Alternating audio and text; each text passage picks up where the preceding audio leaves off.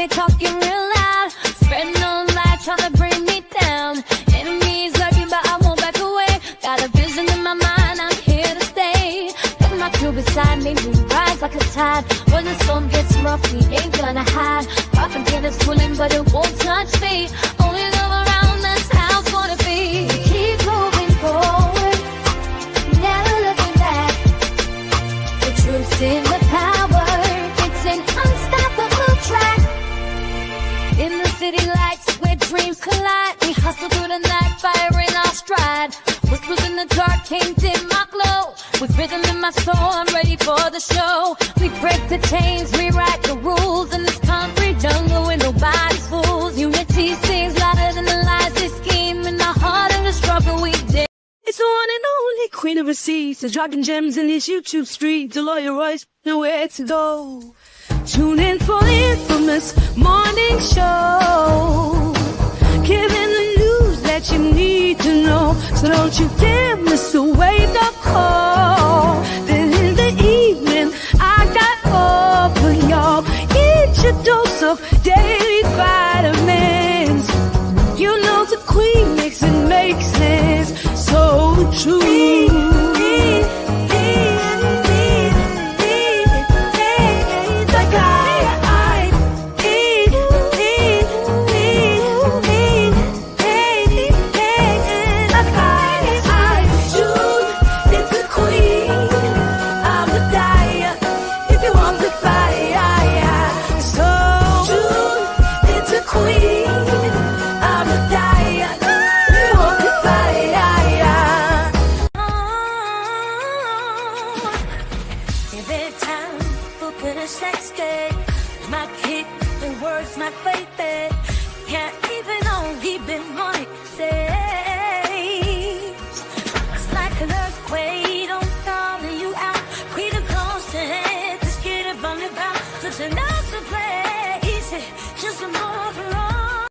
Another Queen Ahmadiyyah production.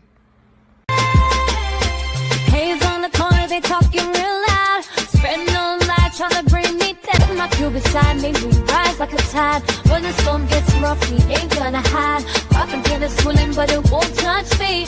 Only love, never looking back. The truth's in the power, it's an unstoppable track. In the city lights where dreams collide, we hustle through the night, fire in our stride. Whispers in the dark can't dim my glow. With rhythm in my soul, I'm ready for the show. We break the chains, rewrite the rules in this concrete jungle where nobody's fools. Unity. Sight on my mother, twin. Bruh said this gotta be a joke. Trust me, this ain't no joke, let twin. I ain't no jokester. La bruh, I speak facts on salt. Tripping out. Talking that shit, we gon' play, we gon' get it. Stop at the beat and get out in the city. I stay with the fit. Boy, I'm feeling raw. Play again, we gon' play, we gon' stomp. Been on my shit, man, I know how to ride. Talking that shit, but you really won't slide. I put the shit up on me and all the guys. If you try to play, we gon' finish. I been on my shit, I'm a menace. Ain't playing games, this ain't tennis. Hey! Hold on. Up the clip and then we finish. I ain't tripping, bitch, I win. You play around and we gon' get it. I start the beef and then I finish. Yeah. I ain't care about what you claim. I put the shit on what's your name. We gon' pop and let it rain. And I ain't never said a thing. I ain't never said a thing. We gon' really get it right. I ain't mixing nothing with on my Sprite. I said that bitch too raw. Talking that shit, we gon' come when you sleep, get them gone. Hey, yeah, but this shit too real. Stuck in this bitch, boy, I keep me still. Play again, we gon' ride where you live. And I been on my shit, boy, I ride with the shit, boy, it's real. All right. All right. Hello, everyone. Thanks for tuning back in once again to the original Queen Ahmadiyyah Shakur show. I'm your host, Queen Ahmadiyyah Shakur, and this is your morning wake-up call. So as you're coming in, please feel free to go ahead and subscribe to the channel if you haven't done so already. Be sure to click that notification bell and click the word all so you're notified each time the Queen Goddess goes live. Okay, so now with that all being said, don't try it. Don't even try it. Just being said, a Trump rap. Honey, that was definitely not a Trump rap. That little boy is growing up in the hood. Okay? He's growing up in the hood. That's just how he gets down. Now, mind you, the one before him that was talking about twin. Now, he was clearly trying, okay? He was Malibu's most wanted. He was Malibu's most wanted. And did y'all see the little baby? Now, if y'all knew what song he was really doing that to, he was really dancing to Back That Thing Up by Juvenile. And then he put his little butt up in the air. That was hilarious to me. That was hilarious to me. Now, that little boy that was freestyling he had a nice flow, okay? But that all being said, sorry for being tardy, everyone. All right, sorry for being tardy. We're about to get into it. Everybody be so kind as to hit that like button, like, share, subscribe, okay, and all of that. Hey, we the people, Mr. Elevation, Juju, Anita, all right, Deronda, I see you, beloved Trisha. Let's get into it. Vince I am from the UK, Bronze Flat Power God, JR Meadows, Lillian X with those pretty dimples. All right, let's get into it. Adwa L. Okay, Anita Harrell, did I say you? All right, Ronnie is here. Okay, Danielle, beloved, 57 Beige Fox. All right, Lano Rex is here. Emperor Rex is here also. Leon. Okay, so let's get this party started. Lights up, everyone. Please like and share. Happy Memorial Day to everyone. We the people, I see you, beloved. Okay, Tanisha is here. All right, so before we get started, let's have a brief word from my sponsor. I want to say, hey, Cookie. I want to say shout out, hey, Desmond. DJ Perkadelic is here. All right. So shout out to all of my loyal royals and everyone tuned into the Queen, and a big shout out to my moderators because they be putting in work. Okay. Hey, G from the land, songwriter Sunny, Nubia Ra. All right, so let's get it started. Before we do, let's have a brief word from my sponsor at 12 Tribes. Here we go. Do not buy 12 Tribes on Earth hair growth oil and hair magic elixir unless you want super healthy, gorgeous hair that grows. They have a whole line of amazing hair growth products, including hair growth leave-in conditioner spray, hair growth shampoo, hair growth spray, and hair growth butter. I'm starting to sense a theme here. They include quality natural ingredients. They smell amazing, and you can see the results for yourself. So if you're looking for healthy hair growth for your natural or relaxed hair, try 12 Tribes on Earth today.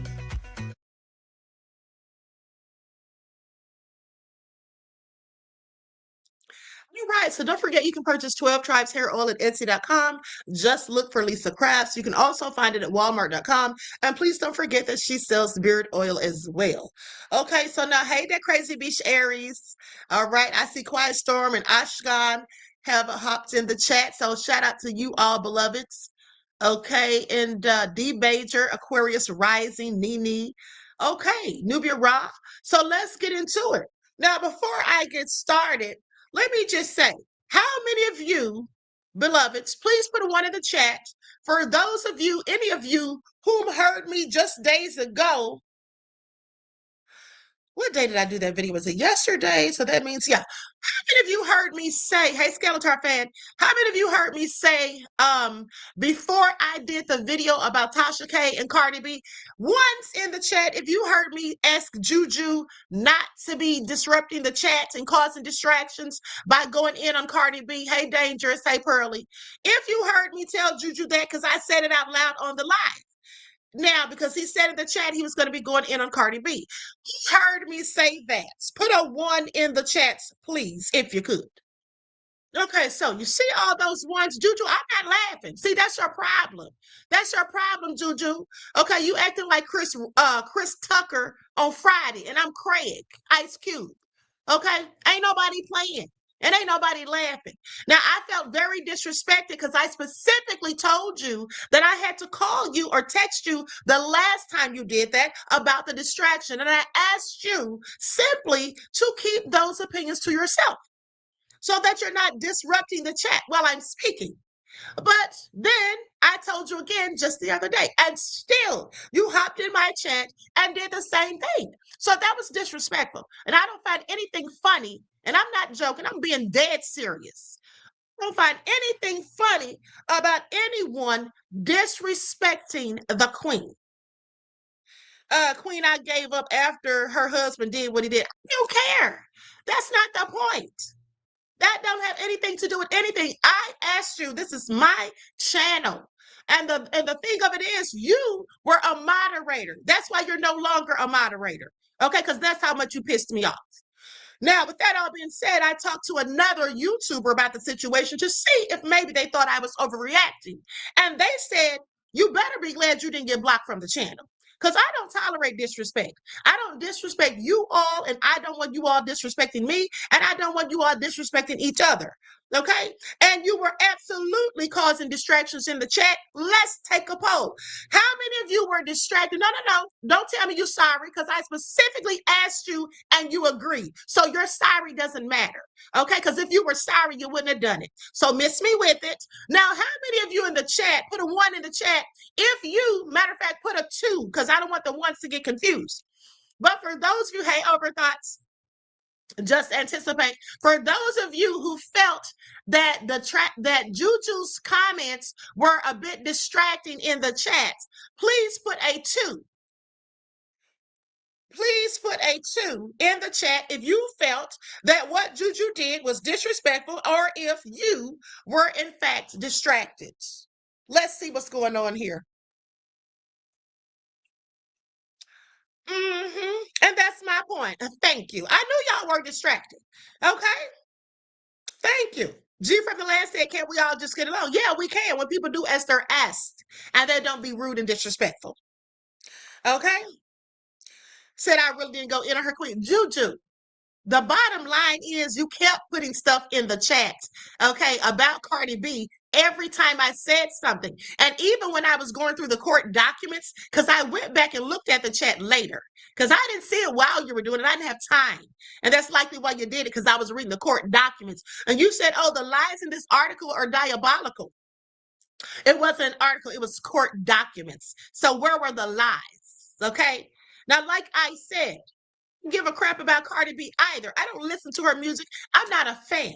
But like I always say, what's right is right. And I have common sense, okay, to know that whether you like someone or not, what is right is right. So if someone doesn't like you, they're supposed to be okay with you getting dogged out or someone making up lies on you or whatever else. No.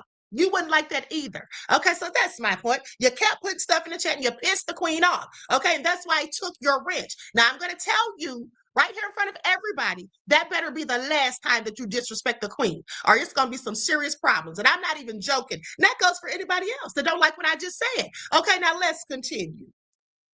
I just had to get that off my chest because I'm still pissed off, for real. Y'all just don't know. I don't tolerate disrespect. And I don't disrespect people unless they give me a reason to. Okay? That's just how it goes. Now, with that all being said, I want to give a shout out to the fallen soldiers on this Memorial Day. And I also want to give a shout out to our soldiers that are fighting in an illegal war thanks to stupid, ridiculous, racist, no good, low down and dirty Donald Trump and Pete Kegsbreath. Okay, so I'm going to go and share 2 stories. I'm going to share 2 stories of fallen soldiers. Okay, let's get into it, and then we'll move on.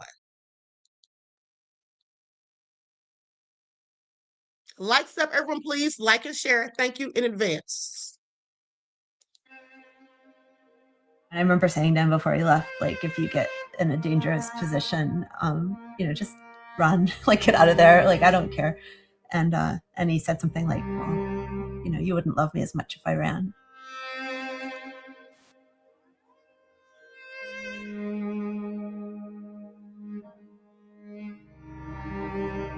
He really wanted Jake to know him, even though he, wasn't going to be around. So right before he went back to Iraq, he was holding Jake on his lap, and he started reading him some of his favorite children's books. He took the time to record himself reading those books to Jake because he wanted Jake, even when he wasn't there, to be able to hear his voice. I'm afraid if I get up, I'm going to wake you up.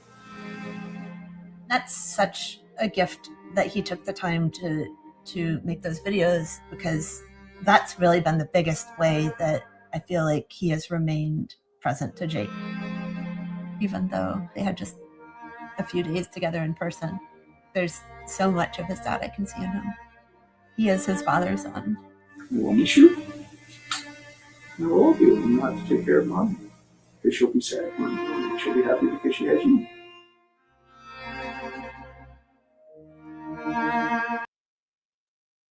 Okay, condolences to his family. And his son had to grow up without a father because his father was lost in a war. That this country doesn't even appreciate soldiers who fight and risk their lives, give their lives, and come back.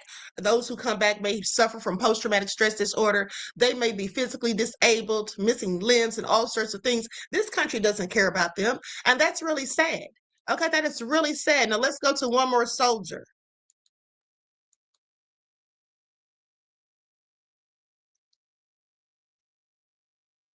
She was independent. She wasn't scared of anything. We intentionally raised her to be confident in herself.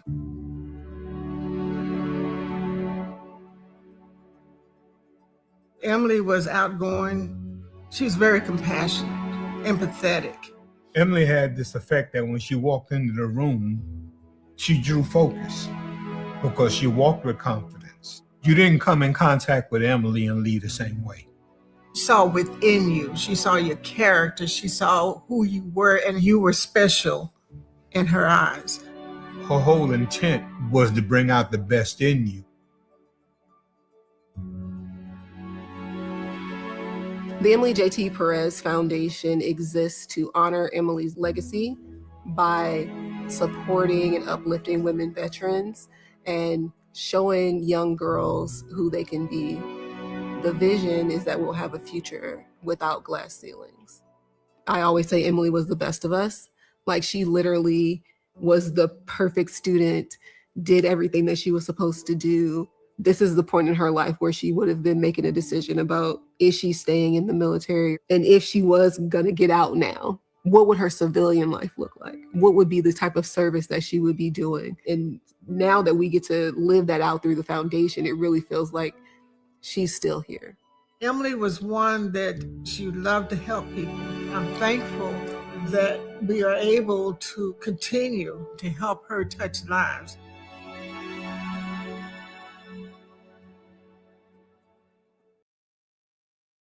Prayers and condolences for her family.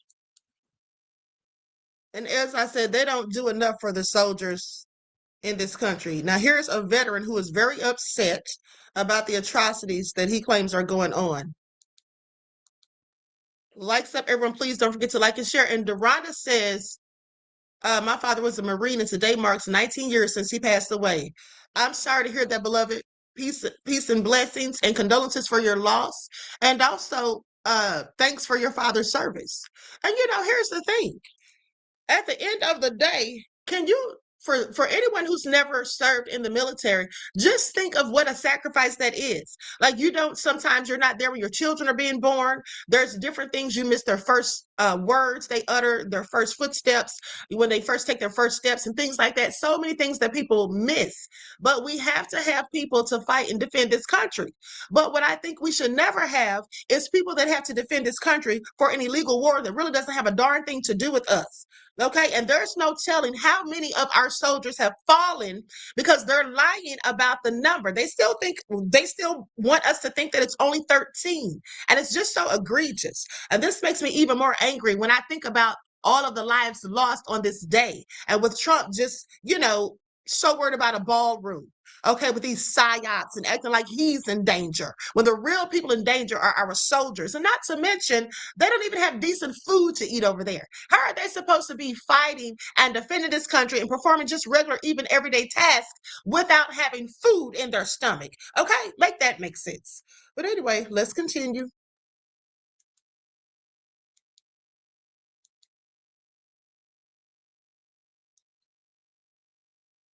Pentagon is now saying that if veterans like me speak out against them or Trump, then we'll get our benefits taken from us.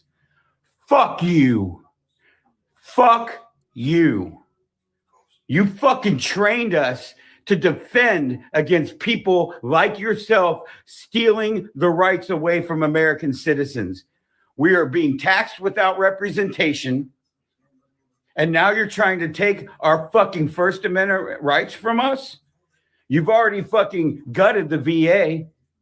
for your fucking ballroom and bullshit. Fuck you.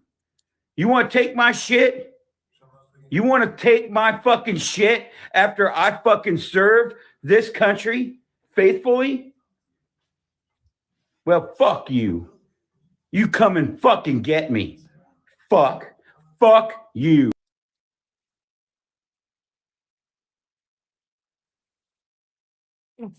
He said, this isn't the United States anymore. This is Russia. Well, I beg to differ because I absolutely think that Trump is 10 times worse than Putin could ever be. Okay, that's just my opinion.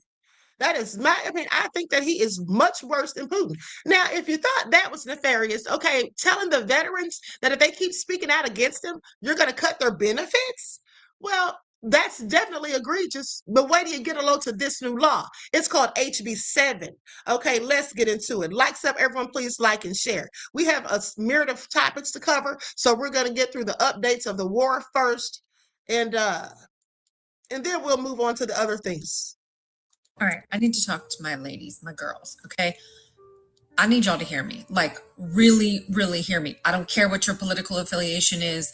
You guys really need to hear what I'm saying here, okay? I'm not hyper-catastrophizing. I'm not exaggerating. I'm going to give you a short little story as an example to help you understand what just got signed into law in Texas and is coming for a state near you. So if you are a woman or you love any women and you support their rights, you will want to listen to this video because when I tell you straight out of a dystopian novel.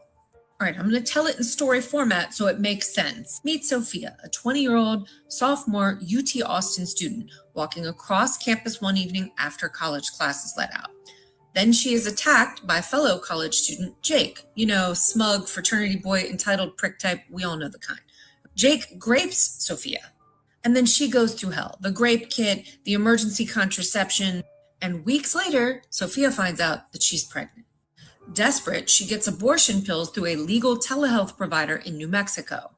Private, safe, relief. End of story, right? Wrong. Not in Texas, and definitely not in several states coming to you. Because Jake, the rapist, he hears about it. And under Texas HB7, signed into law on September 17th, 2025, Jake and his family can now file a lawsuit for cash. No, I'm not joking. That's right. The man who raped her can now sue her doctor, even though Sophia is the victim. How is this even possible, you may ask? It's called a qui tam action. It actually means that Texas has deputized private citizens to sue on behalf of the state. And worse than that, they weaponized it so that rapists and their families, I'll come back to that, can now sue for an award of up to $100,000 per violation. That's per pill shipped, per prescription, per provider. Sophia's attacker, he qualifies for the jackpot as the biological father. Remember, he was a grapist, is a grapist. His parents, the grandparents of the fetus, they qualify too. If you've made it this far in the video, please put the secret words, "I'm going to share this with a friend," in the comment section. Don't forget to like, repost, and follow for updates. You guys may want to follow me over on YTube as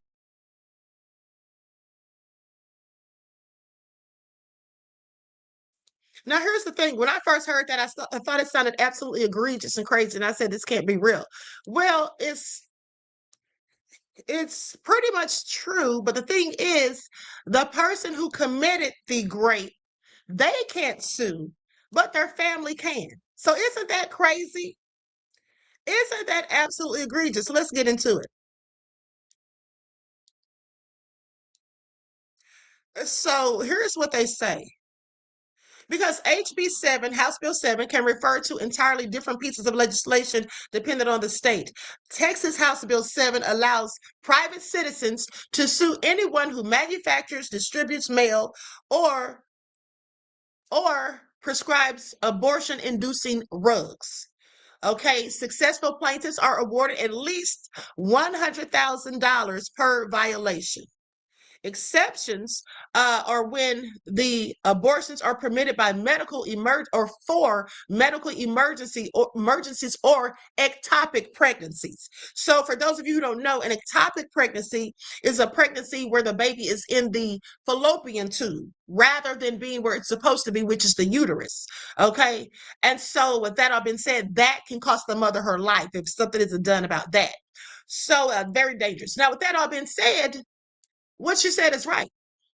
If the family of the rapist find out that you did that, they can absolutely sue and get $100,000. Now that's crazy. Now Florida has the Stop the Woke Act, the Stop Woke Act. Florida's House Bill 7, also known as the Stop Wrongs to Our Kids and Employees Woke Act, that heavily regulates how race and gender issues can be taught in schools and discussed in workplaces. Okay, the education aspect of it prohibits instruction that suggests individuals are inherently racist, sexist, or oppressive based on their race or sex. Now, with that all being said, in the workplace, it imposes severe penalties on employers who require diversity, equity, and inclusion training that promotes these concepts. So, a whole load of BS. Okay, please pay attention.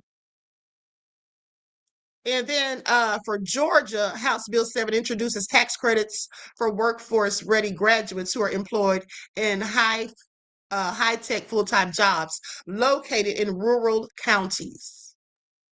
But that is so nefarious. I mean, don't you think? Why should they get to sue and get $100,000? Make it all make sense. Now, we're going to talk about some things because, first off, let's go to the war updates. Likes up, everyone, please like and share. Thank you in advance.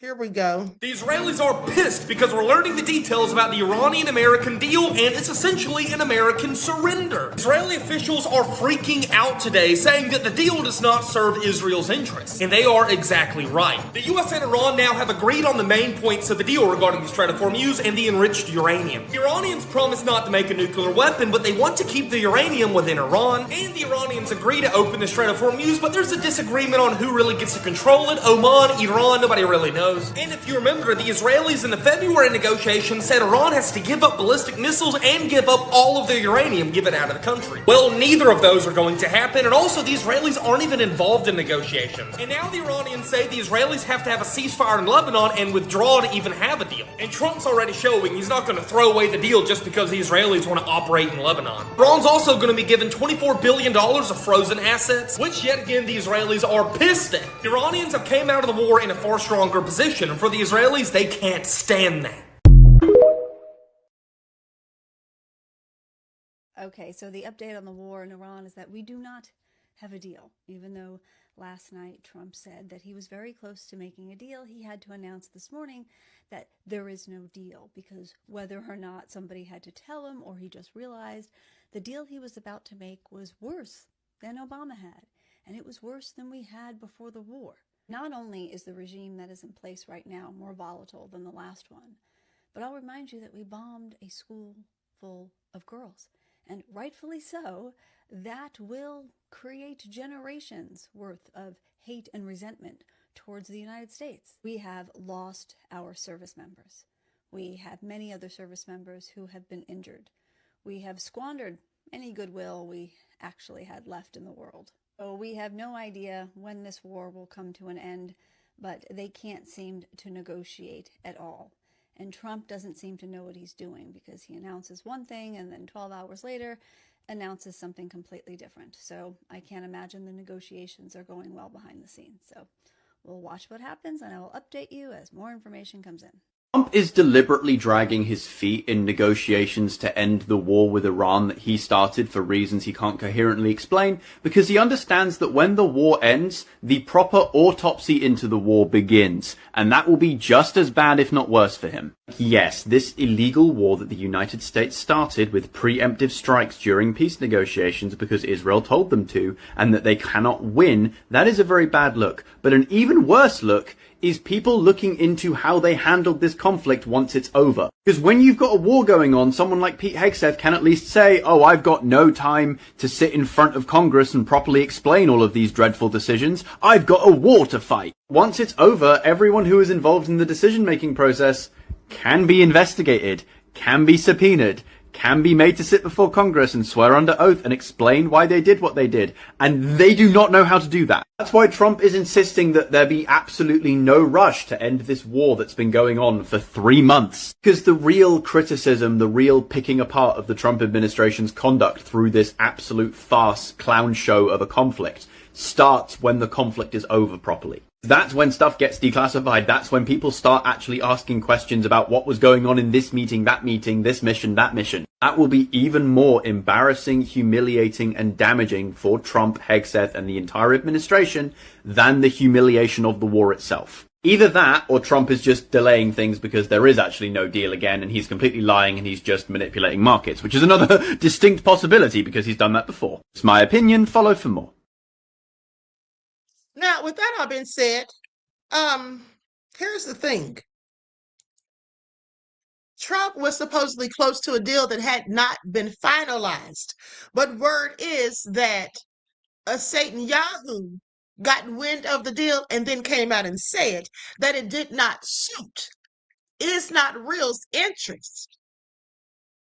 Now, I'm sorry, but I could have sworn that the president of the United States, no matter who that president may be at the time in question, that they are supposed to be working at the behest and in the best interest of the United States. And that if they are trying to come to negotiations to end a war that they started, I would think that they would do what's in the best interest of the United States. So because Satan Yahoo said that it wasn't for their best interest, that's why we don't have a deal. And didn't I tell you all that I don't think Satan Yahoo ever wants to have a deal? And no matter what type of deal they come up with, he's not going to like it. Okay? That's how I feel about that. I find it all so interesting. Trump is just not ever going to be able to get out of this. I don't know what he's going to do. Okay? Because right now, Satan Yahoo, you know, I showed you all the meme that he posted the other day saying that Iran cannot have nuclear capabilities or can't have a nuclear weapon. Did they have one in the first place? Did they have a nuclear weapon before the war started? Yeah, I don't think they did. Okay, so what's the point? The point is that Bibi just wanted to go to war.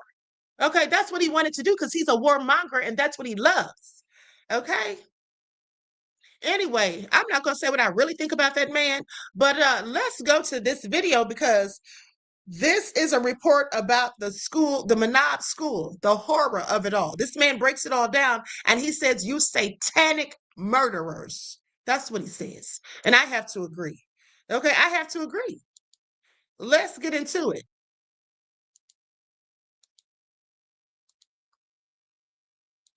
Satanic ritual sacrifice, I don't know what it is. Again, directly authorized by Donald J. Trump as the Commander-in-Chief of the United States Armed Forces and carried out by mass murdering elements, generals or admirals, whoever authorized and pushed the button to send these Tomahawk missiles here. But will anybody pay? Will anybody pay other than the Iranian people, who we have the audacity to call terrorists? Shame on you. But to be clear, this is what happened. The first Tomahawk missile hit the top right corner of the building. That is the first one. The second one is the impact crater right here. That is where the second Tomahawk hit. Now, this used to be where I'm standing right now. All of this was classroom and building up to here. Up to here. So from here all the way where the impact crater is, that came in and leveled all of the front of this building. And you see the front of the building here, what's left of this internal part, it gutted everything. The only survivors were in the back of the building to the right. That is the one place where kids were, where they didn't get direct impact. Everywhere else in this school, everywhere else, everyone was martyred or horrendous injuries. There were kids hanging down, dying, rescued by those first responders. many of whom would have been hit by the second bomb, which was this one, the second Tomahawk. If this is not a satanic ritual sacrifice, I don't know what is. Again, directly authorized by Donald J. Trump as the Commander-in-Chief of the United States Armed Forces and carried out by mass murdering elements, generals or admirals, whoever authorized and pushed the button to send these Tomahawk missiles here. But will anybody pay? Will anybody pay other than the Iranian people, who we have the audacity to call terrorists? Shame on you. Bob told us that they were going to test the alien craft that night. I have seen. So I'm in one of the classrooms here. I'm wanting to go up to the top floor because I suspect one of the Tomahawk missiles penetrated the top of the building and came into the building. Based on the damage I see, it also looks like there's a crater in the front of this building. So one of the Tomahawks hit directly in front of the school, and the impact was so much that it actually took out an external wall. The blast carried through into the next internal wall, and in the other room you can see an absolute fracture in the building. This wall nearly came directly into the classroom, but as you can see, the devastation here is substantial. If I can, I'm going to go up top because I want to see if one of those Tomahawks came through the roof directly, because that would explain why at least one of the kids in this building, they did not find one piece of this child. Nothing. There's nothing left of this child. He was here, but now his body is, it's spread into a million pieces. That to me sounds like a direct hit, as in the Tomahawk literally landed on top of the head of this kid. And this is why I want to go upstairs. I want to see where that missile came from. Donald Trump, you're the Commander-in-Chief. You're the one that authorized this. The generals that are in the chain of command or admirals who authorized this, you are culpable for a mass murder of children. Flat out. Flat out. So is anybody going to pay a price for murdering these children here in America? And are you okay with that, America? Are you okay with your tax dollars flipping the bill to go murder a bunch of children willfully, intentionally? 3 Tomahawk missiles hitting this location, 2 direct hits on the school. The devastation, well, it's bloody obvious, and you don't need to be a structural engineer to know that this building was targeted directly with no military target, nothing around this area, contrary to the lies which are told by the media, which is controlled by the Jewish people. Zionist, anti-Zionist Jewish people, they control the media. And they told you a pack of lies over and over.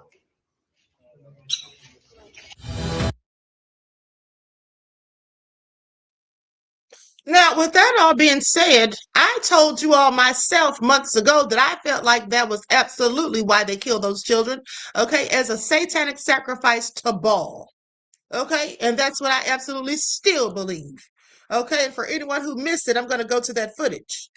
Aquarius said, I'm so angry. I've been angry. Okay, I've been angry, and I told you all, because I investigated this or researched it. I told you all that they hit that school 3 times. So when Trump tried to sit there and feign ignorance, okay, and act as though he didn't know what really happened or who did and all of that, and then once it all came out, because we realized that it was hit with a Tomahawk, and the U.S. makes those, so then he says they tried to act as though it was not intentional. How was it not intentional when you hit them 3 times? It was absolutely intentional. It was absolutely intentional. But let's go back to this video where I said the same thing that he said, but also where I told you all why Trump is nobody but the Antichrist with this low-down seller. This war has clearly escalated, and it's getting real scary. Now, there's been talks about a nuclear attack on Iran by Trump and Bibi, and then Iran has come out and said that if they send soldiers boots on the ground, then they're going to set them ablaze. And they'll only be returned home in body bags. And they posted saying, welcome to hell. So let's get into it. You see, this just isn't a regular war. This is spiritual warfare. And this is likely why Pete Kecksbreath keeps on talking about, preaching sermons, quoting scripture and all of that, even though, in my opinion, he's a whole devil. Now, some of the soldiers have said that they feel uncomfortable with him continuously talking about his beliefs. And they feel like if they don't go along with it, there's going to be problems. Okay, he's clearly proselytizing. Please pay attention. On February the 11th, Iranian protesters burned effigies of the deity known as Baal. This marked the 47th anniversary of the 1979 Islamic Revolution. But then days later, something else happened. Please pay attention. An attack was launched on Iran that cost the lives of at least 160 children. Now, many say this was done because these were the children of the soldiers fighting against the U.S. and Bibi's people. But at the end of the day, there's something more sinister, in my opinion. I believe that these children's lives were taken because of the fact that Iran burned the statue of Baal. We all know by now that Baal is a deity that people sacrifice children to. Please pay attention. I think this was done intentionally to send a loud and clear message to Iran.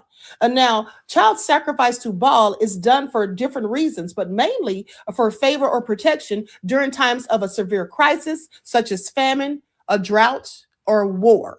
Please pay attention. Were they asking for favor so that this would help them to win the war by sacrificing the lives of these innocent children? In my opinion, Trump and Bibi are trying to script this war so that it fits the prophecy in the book of Revelation, but it isn't going to work. Please pay attention. Some of what's happening right now absolutely is in scripture. It has been prophesied, but they're trying to change the ending so they can paint their own narrative and have it turn out the way they want, not the way God intended. Now, there's a scripture, Revelation 6:2, and it reads, "And I saw and behold a white horse, and he that sat on him had a bow, and a crown was given unto him, and he went forth conquering and to conquer." Now it says a crown was given unto him. And if you remember, South Korea gave Trump a crown just months ago. Please pay attention. So they say that he went forward conquering and to conquer. Okay, look at what Trump is doing to Cuba, and look at what he's already done to Venezuela and President Maduro. And now he's trying to conquer Iran, but that isn't going to work. And also, Bibi's people gave Trump another crown. Please pay attention. Also, February the 26th of 2024, they gave Trump the Prince of Peace Award. Okay, they actually called him the Prince of Peace. Now, in August of 2019, Trump had called himself the King of Bibi's people. And also, he said that he was the chosen one. He's using names, and they're using names to refer to him by as names that we call Jesus, the true Christ. Please pay attention. Now, John 5:43 says, "I am come in my Father's name, and ye receive me not. If another shall come in his own name, him ye will receive." Okay, please pay attention. And by the way, Trump's name, Donald, literally means world ruler or proud chief. Now, there's one huge problem with their entire script. Please pause to read. You see, the people that they're speaking on in the Bible are not the same people that have given Trump all of these praises and gifts. Please pay attention. You see, this is the problem for them. Okay, these two different sets of people are absolutely not the same. Okay, please pay attention. In order for you to fulfill prophecy, you have to have the right people involved. You have to have everything aligned just as God has planned. And this, beloveds, is not God's plan. Please pay attention.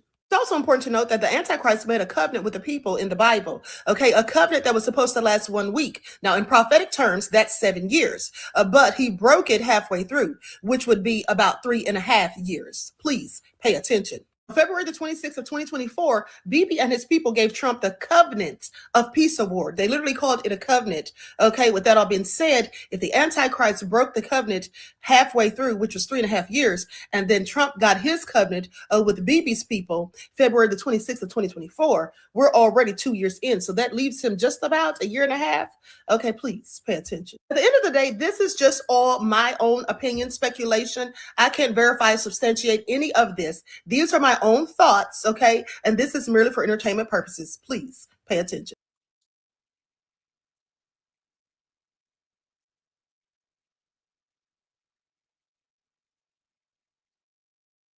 Okay, yeah, they also did it to be low down and nefarious because those were the children of the soldiers fighting for Iran. Now, with that all being said, we've gone through our war updates, but let's talk about California. Did you all hear about that? The fact that California had to be evacuated, like 50,000 people, I do believe. Let's talk about that because this is very serious. And I find it very interesting because I could have sworn that I told you all a month or two ago that something was going to go on with California, but I was thinking more likely something like a false flag. But let's get into it. Likes up, everyone, please like and share. Now I'm going to pull up these receipts. This is all very strange in my opinion, but let me know what you all think. Yes, it's a tank leak. Okay, and it's really a leak, but it's really interesting because I don't know, it just seems like a freak accident. Tonight, putting their lives on the line to perform a high-risk operation at that compromised chemical tank, trying to figure out whether the risk of an explosion is still there. Good evening. Thanks for sticking around after the movie. I'm Jory Rand. I'm Liz Nagy. Those firefighters will be there all night long. The internal temperature of that tank is now at or exceeding 100 degrees, making for a very volatile situation. But tonight, firefighters are working to confirm if pressure in the tank has been released. Here's a live look from Air 7 right now, where you can see the area where firefighters are going to be spending the evening, seeing if they can come up with a safe conclusion to this situation that has stretched on for days. Earlier, firefighters discovered a crack in that tank, and there is a chance that that crack could be relieving some of the pressure that has built up inside. Meanwhile, frustrations are growing among the 50,000 evacuees spending another night away from home. Well, right now, those evacuees have no idea when they may be able to return to their homes. We have live team coverage on this dangerous situation that began on Thursday. Tim Pulliam is speaking with people who are desperate for options as this drags on. But we begin with Eyewitness News reporter Dominique Newland live at the command center in Los Alamitos tonight, where crews are beginning that all-night mission. Dominique. Liz and Jory, those crews, as you mentioned, they are now preparing for a long night of assessing the status of the tank. Orange County Fire Authority giving us an update that there is now just one known crack on the tank and no active leak. Another operation scheduled for crews tonight, desperately trying to find a solution to the toxic chemical leak at GKN Aerospace in Garden Grove. Orange County Fire Authority Captain Brian Yao says firefighters will continue assessing the tanks on high ladders, but it's high risk. We know that it's over 100 degrees inside. We don't know what the temperature is. So any being near that tank is a high risk in itself, because it still has the possibility to have a catastrophic failure. Crews will be surveying to see if there's any additional cracks. Air 7 video capturing the peeling of the weather stripping on the exterior of the tank. As it was revealed this afternoon, once the internal temperature reaches 100 degrees, experts aren't able to determine how far over 100 the tank is at. It now comes down to figuring out a plan. Determine what's happening on the inside. And with that intelligence, that knowledge, and that assessment, we can take that information back to the experts and formulate a new plan and a new risk analysis. Local leaders are calling on President Trump to approve a federal emergency declaration. Governor Newsom submitting an official request last night after already proclaiming a state of emergency. An emergency declaration would allow FEMA to provide resources and funds to help with services like evacuations and shelters, as 50,000 residents remain evacuated tonight. Now, OC Fire Authority, they have noticed that some people have been trying to re-enter their homes this weekend. They are asking everyone, they know it's difficult, but to abide by the evacuation orders for everyone's safety. Here at the command post in Los Alamitos, we're a little over 2 miles away from where that active situation is taking place. But here, first responders, they are on site, ready to act if and when something does happen. Let's go to the next clip. I hope everything turns out okay. I don't even know how this even happened. This is all crazy. Refuge with family. This TikTok user went viral after posting a video of her living room in Anaheim, now housing 20 of her relatives who had to flee their homes. Tonight, she welcomed our Eyewitness News crew inside to show how she and her family are making the best of a difficult situation. They're enjoying some big cookouts together in the backyard, playing games and a lot of quality time together in some very cramped quarters. It's been fun. It's been fun. A lot of playing and running around. Sometimes there's moments of stress, but other than that, it hasn't been bad. I'm very thankful that they opened the doors and with me and my kids, you know, because I'm the one who has the kids, and that they're patient and they're always lending to help out, knowing they're little, and it's just, I'm very thankful they opened the doors. We counted 9 people in frame in that shot right there. Yasmin, who lives with her mother, says it wasn't even a question ever that they would welcome in their family members. Now, with that all being said, how many of you would be laughing and enjoying yourselves and having a good time? Or how many of you would be crying and all scared and all paranoid and just worried? Okay, because it is a bad situation. I agree, D Major said it's a horrible situation. What would you all do? Would you all be just enjoying, you know, yourselves, or you be sitting there worried? What would you all do? I want to know. I really am interested. That crazy bitch said, hell no. Nobody has anything to say. Well, let me tell you something. At the end of the day, if I know death's coming, and I'm not saying death's coming for them, hopefully not, but I'm just saying, if I was in a predicament, I know death is coming, honey, I'm just going to go out with a bang. Okay? Why sit there and worry? Because you can't stop the inevitable. That's how I see it. Honey, I'm going to be doing whatever I need to do. Okay? If I'm hungry, I'm going to eat. If I feel like watching TV, I'm going to do it. I'm just going to do my regular old thing. What I'm not going to do is sit there and worry, okay, and chew off my fingernails. D Major says sometimes laughter is a coping mechanism. Absolutely. Certainly makes me feel better. Now, with that all being said, let's continue. Lillian said I'd be very concerned. Yeah, I believe we'd all be. Ashkan said, I can't say what I'd do if death is coming. Yeah, I probably can't say either. I'm just saying that for now. But when it actually comes, who knows what I'll be doing? Okay, please pay attention. I might be on my knees begging, no, God, please, I'm not ready to go. I'm too young. Who knows? Okay, but at the end of the day, let's continue. Let's continue.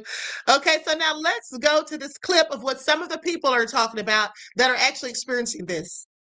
Evacuations are now being reordered around Garden Grove, California, about 20 minutes from Anaheim, after a chemical leak started yesterday at an aerospace manufacturing facility. First responders say that they were able to get the leak under control, but the situation is still very volatile because of D Major, and thank you for insight into the topic, beloved, and your contribution to the channel. I appreciate you. Peace, love, and blessings. a damaged valve on one of the tanks, with some calling this a ticking time bomb. Officials say that this is not precautionary. This tank is going to fail. They just don't know when. So inside this tank, it's a chemical called methyl crylate, or MMA. It's used in plastics manufacturing. Right now, they have ordered 40,000 people in Garden Grove to evacuate. They say about 15% have not done so, or there's a 15% refusal rate. And officials say this is the reason why they want people out of there, because it is very dangerous. So y'all, me and my daughter had plans to go to the Strawberry Festival today in Garden Grove, California, only to find out on Thursday a toxic chemical leak started in Garden Grove at a manufacturing company. And so on Friday night, we talk and we're like, well, let's just watch it and see, you know, what happens. And so by Friday, Governor Newsom put a state of emergency out. And today is Sunday, so each day it got worse and worse, right? Then we hear that 50,000 residents get evacuated in some of the cities around that area. So I think it was like 5 or 6 cities affected. And so this leak started with this large tank that got overpressurized, and then it started to leak. And so common sense would tell us, like, okay, this happened in Garden Grove, right? The Strawberry Festival is in Garden Grove. 50,000 people got evacuated. We find out today that shit's still going on. The Strawberry Festival is still happening, baby. Disney is still open, Knott's Berry Farm, all of the attractions in that general area are still going on. Now, obviously, we're not going to the Strawberry Festival. We're going to err on the side of caution, but I have questions. Like, does this make sense to y'all? Is it just me? This doesn't make any sense. You know what They're going to party like it's 1999. Please pay attention. I mean? Money over health, money over health. Each and every time Money over health. Anyway, love y'all. Bye. Retired fire captain here. Let's talk about the situation in Garden Grove with the tank with the hazardous material chemical in it. And it does have a crack. And ironically, it's the valves to offload the product are gummed up, so they can't open them to offload the product. So now we have a worst case scenario, which would be a BLEVE, boiling liquid expansion vapor explosion, that if it blows up because of the product's expansion, debris and product and everything goes into the atmosphere and you have a huge fireball. And it can also spontaneously ignite at over 700 degrees. But at this point, they got to keep it below 70 degrees, but it's up to 90. I hope these people are safe over there and the firemen are safe, but we do have a current situation. I'm Todd Hipsher, and I say what nobody else will.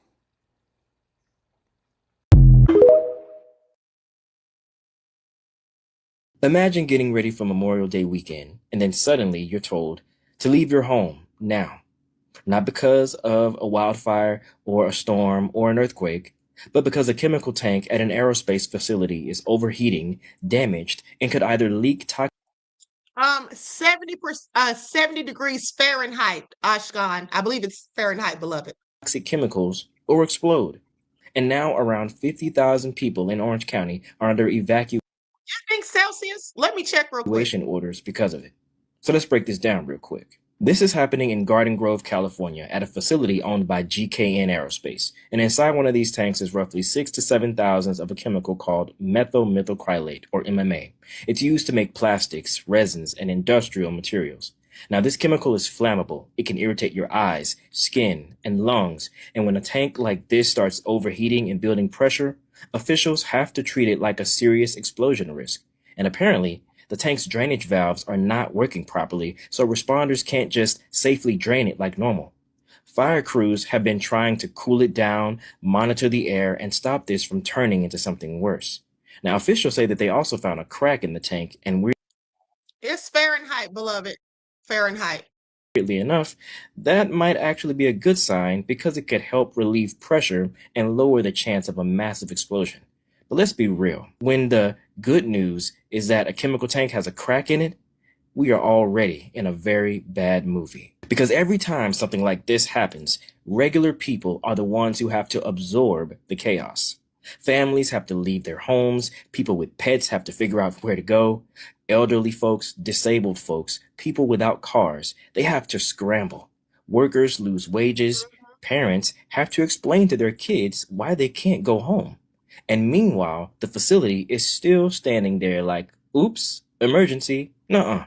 That's not enough. Because when a company stores thousands of gallons of a dangerous, flammable chemical near communities, the public deserves to know where the tank's properly maintained, were safety systems working, were emergency plans realistic, and were residents informed before this became a crisis. Because evacuation is not a safety plan by itself. Evacuation is what happens when the safety plan is already failing. And I know that they are saying, well, air quality levels are normal right now. Well, that's really good. I'm glad, truly. And officials say that monitoring has not detected any dangerous air pollution around the area so far. But nothing catastrophic has happened yet is not the same thing as everything is fine. Because if 50,000 people have to leave their homes because one tank might fail, that is not just an emergency response story. That is a regulation story. That is a corporate accountability story. That is an infrastructure story. That is also a who gets protected before the disaster story. Because we keep waiting until the danger is visible before we ask who allowed the risk to sit there in the first place. So I really, really do hope everybody gets home safe and the responders contain it, and I hope that the air stays clean. But after this is over, the question can't be, how did they stop the tank? The question has to be, why were 50,000 people's lives depending on one damaged chemical tank not failing? And this is still a developing story, and conditions could still change. So stay tuned for updates. All right. So With that all being said, hold on just a second. Okay, I was uploading something. Now, with that all being said, this is definitely a very scary situation. I hope everything turns out for the best. Okay, so now let's talk about a story that I meant to talk to you all about a couple of days ago, but I got sidelined. So let's talk about this.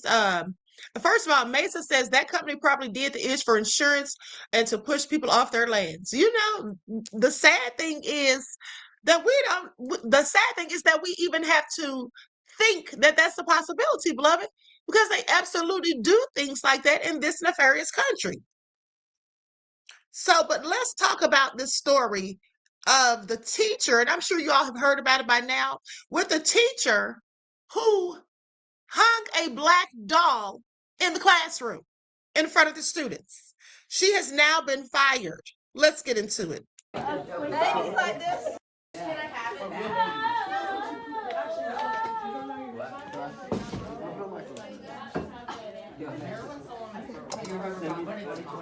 I want her teaching certificate gone.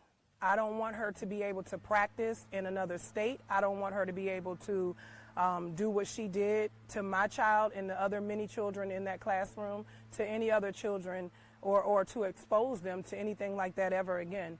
I don't care if it's another country. I want to make sure that it's gone by any means necessary. It has to go.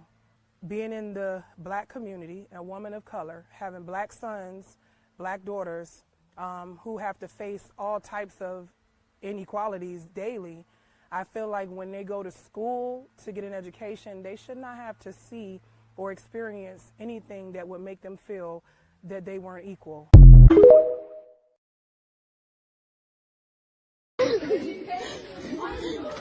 Oh my God. She got it. She got it.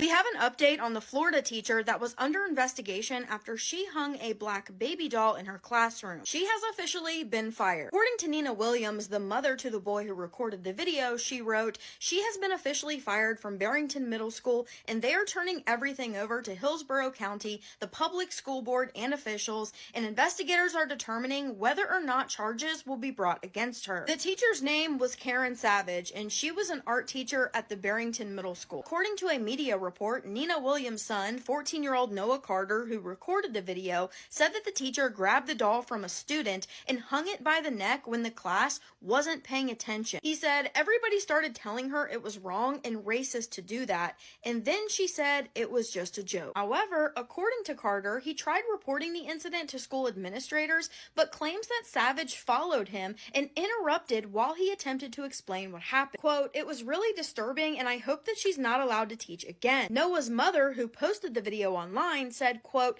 "This is not a classroom management tool. This is straight up hate and trauma being weaponized in front of our children." Let me know your thoughts down below in the comments. Do you think she should have criminal charges pressed against her? She took the charger cord and wrapped it around the baby's neck and tied it. Everybody started telling her it was wrong and racist. That's something I didn't expect my children in 2026 to ever have to deal with, seeing a lynching, whether it was real or fake.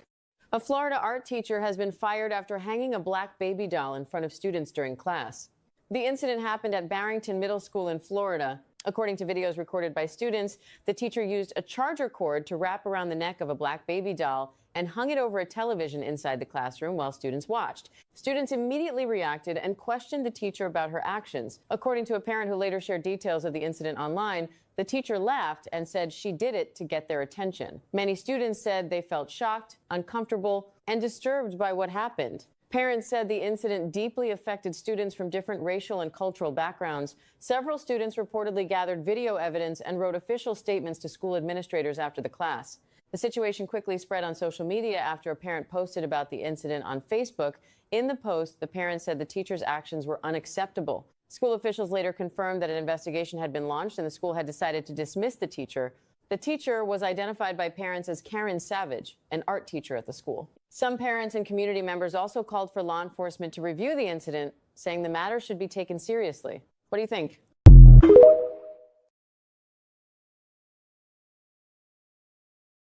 What I think is that she's not going to get any sort of criminal charges, but what she should get is fired, which she has, and they need to take her license. She should never be allowed to teach again. And for her to say it was a joke, well, what the hell was funny? Did anyone laugh other than herself? What was funny about that? Okay, I want you all to pay attention. The racist devils are coming up out of the woodwork. Now, we know, of course, they've always been here, but they're so much more emboldened. Now, with that all being said, there is a man who did a video saying that Black people are going back into slavery. We're going to get into that in just a second. There's also a white mother, a whole Karen, who has a biracial son, and she called him the N-word. And he said that she's always called him the N-word. And I have told you all about that before. I said that my sons growing up, they had friends who were biracial with white mothers, and 2 of them at least said that their mothers called them the N-word. And also the rapper Logic, who has a white mother and a Black father, she called him the N-word, and Logic is passing. Okay, I didn't even know he was biracial for quite some time. But nonetheless, he said the same thing. His mother called him the N-word. So I said all that to say this. When these white folk who are clearly racist get accused of being racist and they try to say, oh, I'm not racist, I've got Black friends. Nobody cares. Nobody cares. It doesn't matter if you have a Black person that you call your friend, because you're really not their friend if you're racist, but if they think you are their friend. But the bottom line is nobody cares, because you have to remember that even during slavery, the slave owners and even their wives, they would sleep with the slaves, but they allowed them to still be slaves, and they would beat the crap out of them and kill them and anything else. And let's not even talk about the number of Black children that were murdered during slavery by the Karens, because they were upset that their husbands were sleeping with the Black slaves. Okay? So with that all being said, all I'm saying is, I've told you all 1,000 times that white women are the mothers of white supremacy, which I call wanton supremacy, because they're not superior or supreme. But you know what I'm getting at. Okay, so now let's go to a couple of clips. And one of these clips is the guy, you'll see the guy that said, we're going back to slavery. Okay, likes up, everyone, please like and share. Thank you in advance. Hold on. Something's not right here. Hold on. Where did I send that video? Hold on, beloveds. Hold on. What did I do with that video? Okay, let me just play another clip while Let I me tell find you that room. something. Spanish people are something else. I go into the Spanish spot to get some food. I walk in there.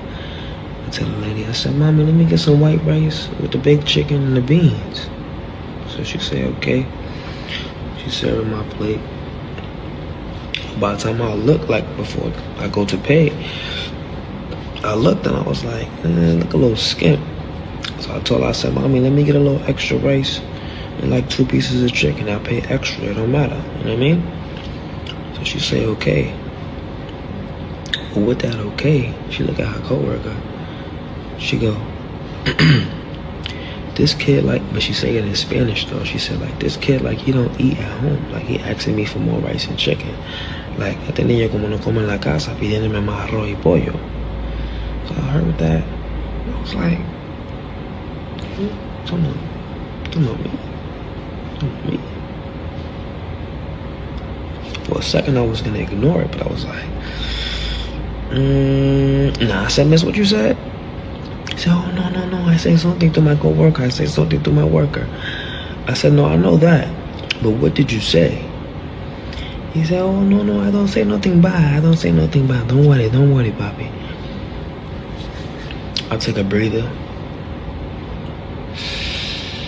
I said, mira, señora, yo no soy un niño, primero. I said, segundo, no te voy a faltar el respeto porque tú puedes ser mi mamá. So, con todo respeto, no te confundes conmigo, ¿ok? Porque yo te entendí perfectamente. Her eyes lit up.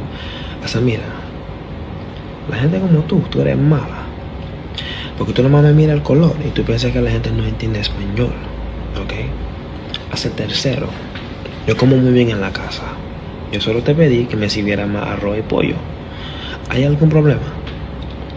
She said, oh, es que no sabía que tú hablabas español. Bitch, you wasn't supposed to know that I speak Spanish. You just supposed to treat me right.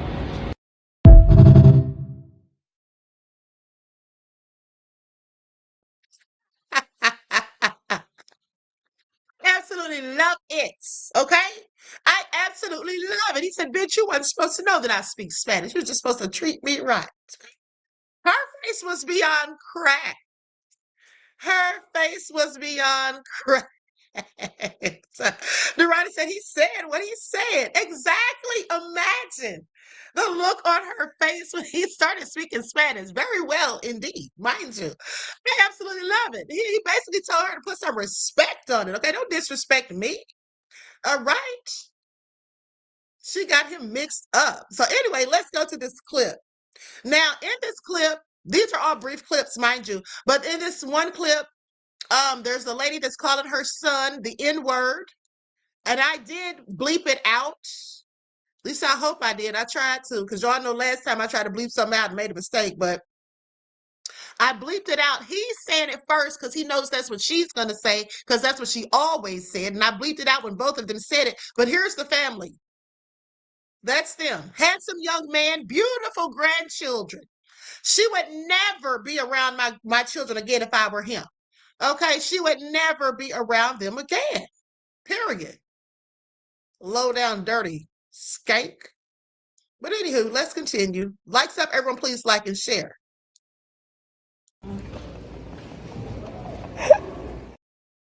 Let me say something too. I forgot to warn you.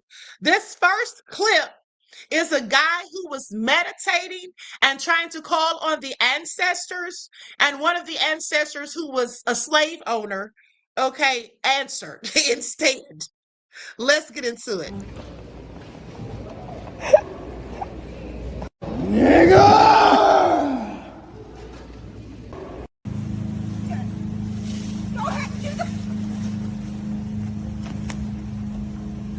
What is your problem? What is your problem? You don't even live here. I live right there! You don't live here. You live over there, so dump it on your property. This is not a trash can. Get the fuck away from me. You're more than welcome to go pick up your wheelbarrow and go back. Leave me alone. Call the police. Okay. Stay the fuck away from me. I mean, you literally walked over here. You do understand that, right? You're filming me. Okay. You violated my privacy. You started it. This is literally public. You're literally, you don't even own this property. You do know that, right? Like, I could call the cops and have them remove you. You understand that, right? Go ahead. Like, go to your property. Go ahead. You're weird, yo.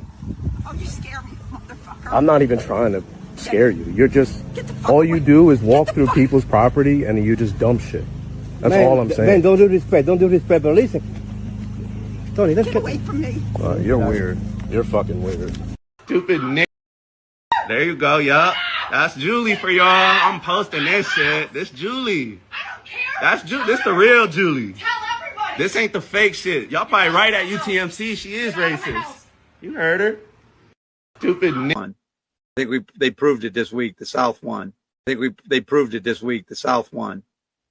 Oh, did they? Because they can get rid of all the black voting districts now, and minorities don't matter, and pretty soon the blacks will be slaves again, probably.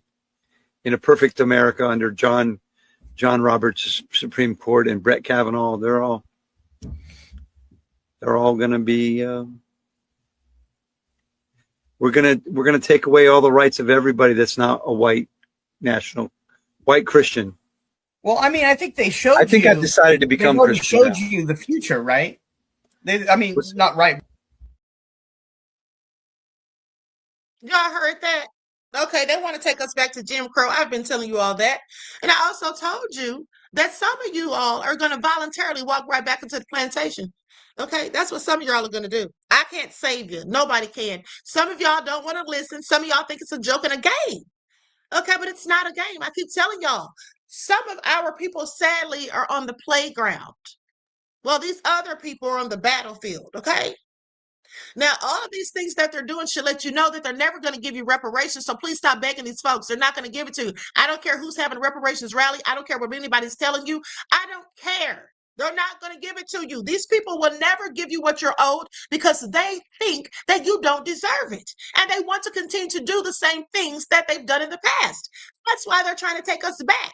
Okay, now there are some Negroes who will foolishly try to blame this all on the Democrats, which I find interesting. I'm not saying they're not without some blame, but the bottom line is the Republicans are in charge. Are those same people talking about them and giving them the smoke? I guarantee you they're not. Some ignorant Black people are also saying that we should not go along with the NAACP said about sending Black athletes down to the South for the same people that are trying to deprive us of our rights. You know what I say about those people? They're idiots and they're obtuse.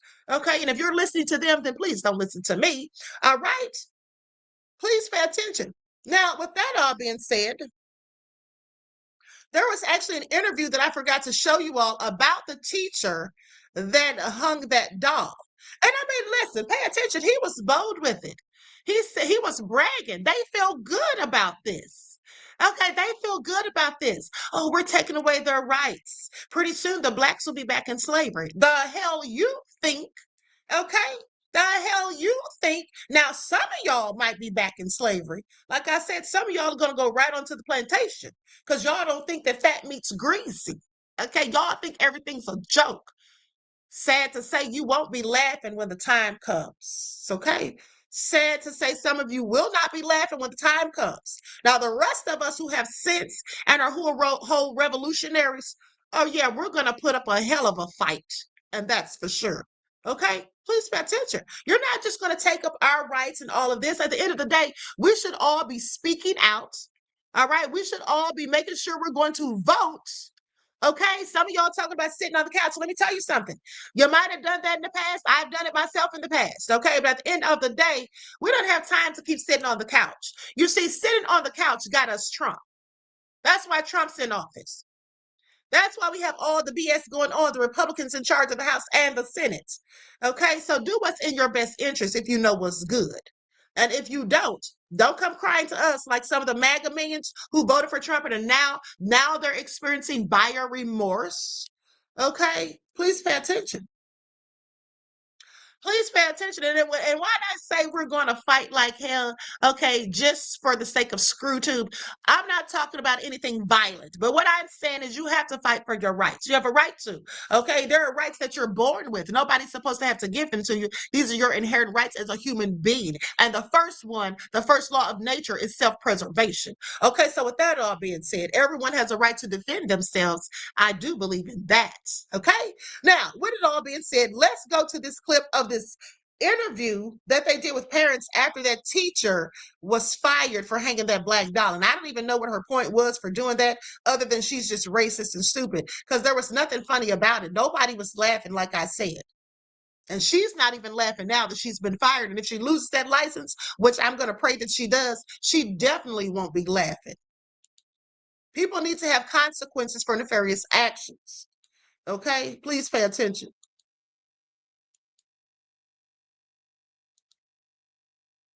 Here's what we know. A teacher at a school outside of Tampa, Florida. This is a disturbing story. What you're about to see is offensive. It's racially offensive. Here's what we know. A teacher at a school outside of Tampa, Florida, apparently frustrated that her students were not paying enough attention, confiscated a doll from a student. And here's what she did with it. She tied a charger cord around the doll's neck and hung it from the TV. Now, if you could not see well enough from the video, here's a still image. A black baby doll hanged in a classroom of middle schoolers. One of the students in the room says the mood immediately changed from nervous laughter to the students then educating the teacher about why this is racist. The student says the teacher then took the doll down. We reached out to the school. They say the teacher has been terminated effective immediately, and the incident has been reported to the state. Here's a quote from their statement. We want to reiterate that we do not tolerate conduct of this nature. We took immediate action and responded swiftly to ensure the situation was handled appropriately. We also reached out to the teacher, but have not heard back. Two mothers of students in the classroom corroborated this incident with our team. Let's speak with one of the mothers now. Nina Williams is here. Also with us, the president of the Hillsborough County branch of the NAACP, Yvette Lewis. Nina, first, your son sent this image to your family group chat. When you saw it, what was the first thing that went through your mind? When I first saw it, I went into a panic. The first thing that came through my mind was, I need to go get my baby. I immediately had thoughts of things that have occurred in the past with many of our children that did not end well. I just went into a panic and went and picked my other little ones up from their school and headed straight to his school and called the school and told them, remove my son. I want him in that office now. I am on the way. Yeah, and you said you had to go and get your baby. Was it because of your concerns about his physical well-being, his psychological well-being? Why did you need to be with him immediately? Both. Both. I was afraid that they would find out that he had this recording because he made very clear that they did not know he had it. I was afraid that they would probably get him in a room, take it from him. I honestly hurt him, like all types of thoughts. It was horrible thoughts that were going. I thought the worst. And my thing was, I got to go get my baby and protect him and make sure we protect this footage. And he knew to start documenting right away. What do you think about his wherewithal, his presence in that moment to think of getting documentation of it and for speaking up? I am so proud of my son. I teach my children to speak up.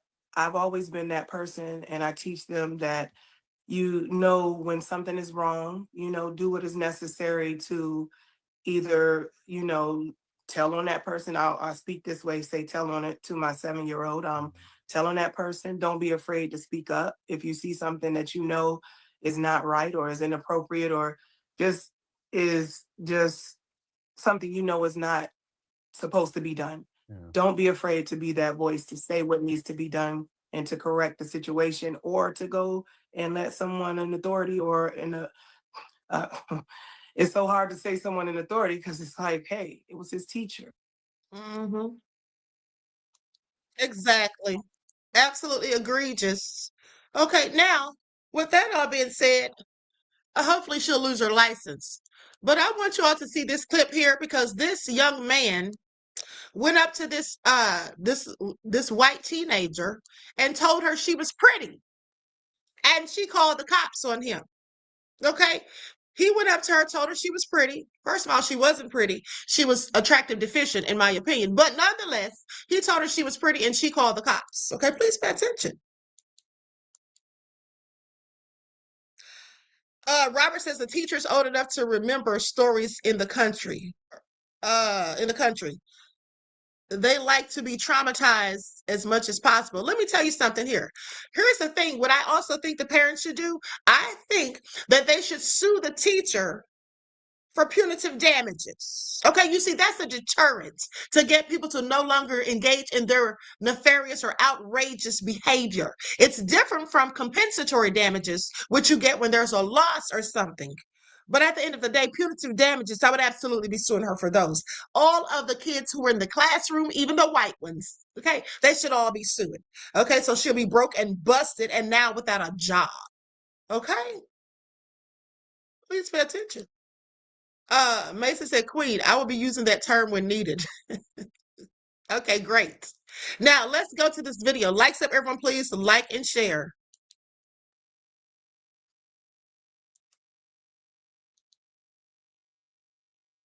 What? Yeah, I mean, I thought you were pretty. I was Leave like, our table. Why? Leave our table. I was just trying to get Dead ass leave. I'm calling the cops. Are you calling the cops? Go. It's not even that deep. I'm calling them. Oh. You know those cops are chasing us? Nah, bro.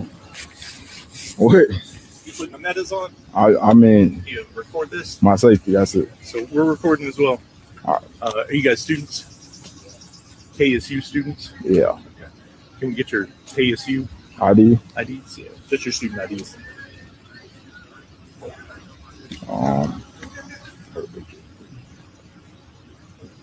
You're good. Yeah, I just need to see the picture. All right, cool, man. The reason we're out here, Yeah. is whatever y'all are doing, filming, whatever videos you're making or whatever, you're making people uncomfortable. We're getting calls about you. That's not cool. I would just ask that you dial it back when you're interacting with people. It can be considered a code of conduct violation for the school, not criminal, not a police matter. But obviously, if we're getting calls about it on the police side, we got to come at least make contact and address it. Okay. Please tone it back. If we continue to get calls, we got your guys' info. You might get an email from student conduct asking for just further details about what's going on. Okay. Does that make sense? Okay. Wait, I have a question real quick. So somebody literally called the cops? Yes. Whoa. People are sensitive, obviously, but then if you keep like badgering somebody and they're asking you to leave them alone and you're not leaving them alone, now we're starting to work our way into like a crime. That's crazy. You know what I'm saying? Yeah, I got you. Anyway, you guys are cool. It's fine. You're not doing anything illegal. You can be out here. You can make your content. All that straight. But when the police start getting calls, you just at least got to address it. And the university takes a different stance on it. If you continue to make people feel a certain way, it could lead to student conduct stuff. That's all. I got you. You guys straight? Yep. Thank you, sir. Appreciate you guys. Yeah, I find that very interesting. Now, hold on. Let me go to this comment here because Gator says, you are a divider. Like so many others of every color and every political side, your efforts are never to bring folks together. It's the doctrine of evil you follow. First of all, do I know you or do you know me? But you don't have to know because there is the link. Please click it so you can get up here and explain to me and everyone else that's listening how I'm a divider and how I follow a doctrine of evil. I want to hear this. Please click the link. I beg of you. Please click that link so you can get up here and explain yourself. Because I would like to know how the hell am I a divider because I'm pointing out racism of people who look just like you. Okay? The doctrine of evil is what racist devils follow. And because I speak on it doesn't make me a divider, nor does it make me a racist. But I'm going to call it out when I see it. Okay? Click the link. You got so much to say. I'll wait. I'll wait because I got time today. I like their nerve. I'm a divider. What did I do that was divisive? Make it all make sense. I'll sit right here and wait. And while I'm waiting, I'm going to pull up this video that I wanted to show you all that I almost forgot about. It's about the quarterback. What's his name? What is that quarterback's name? Hold on. My friend Sam did a TikTok on it.